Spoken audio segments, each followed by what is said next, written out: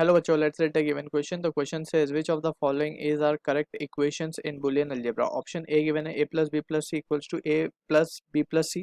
Option B given है a plus 0 equals to a. Option C a plus 1 equals to a. Option D a plus a equals to a.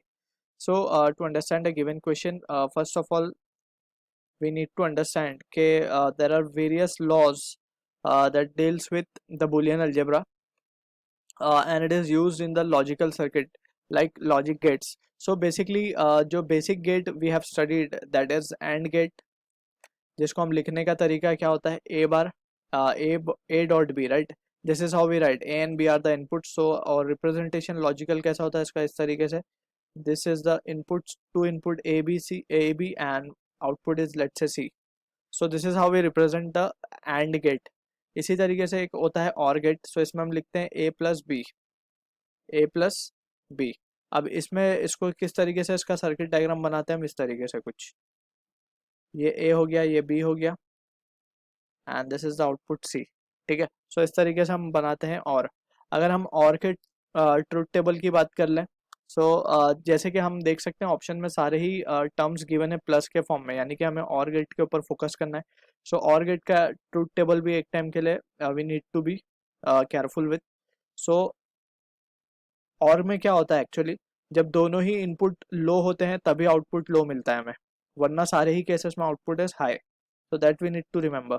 ठीक है, यानी कि 0011 का अगर combination है 0101, सो 00 पे ही आउटपुट 0 होगा, rest of the case it will be 1. So that thing, this is how we write the truth table for the logical OR.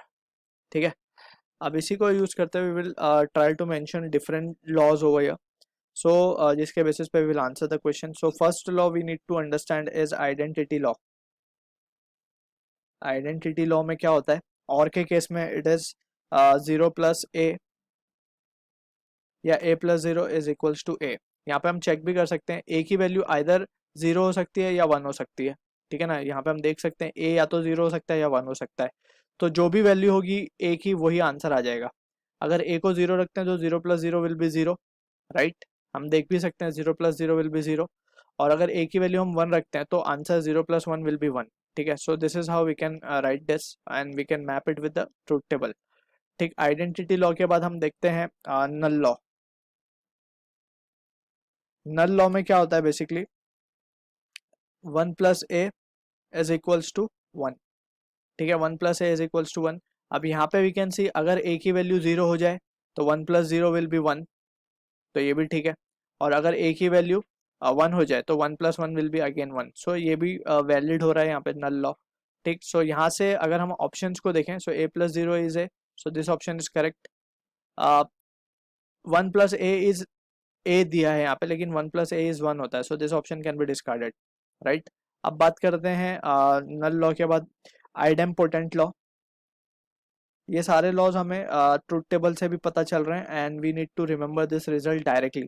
ठीक है, सो जहाँ पे लॉजिकल ऑपरेशन हमें गिवन होते हैं direct we can use this result. A plus A will be A. अगर A 0 हो गया तो 0 प्लस 0 विल बी 0, ये पार्ट देख सकते हैं. और अगर ए 1 हो गया तो 1 प्लस 1 विल ऑल्सो बी 1, सो ये भी हम देख सकते हैं यहाँ से.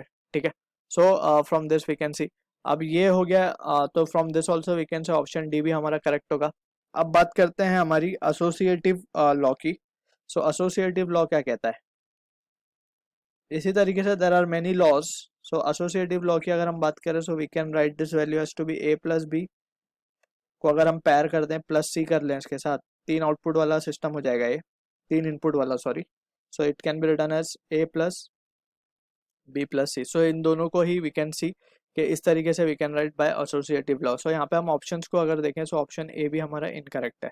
सो only B and D is the answer to the question. There are various others law as well, that is distributive law, absorption law, De Morgan's law, that we need to remember, and as a result and we can solve it for such type of questions. So I hope you understood the solution. All the best.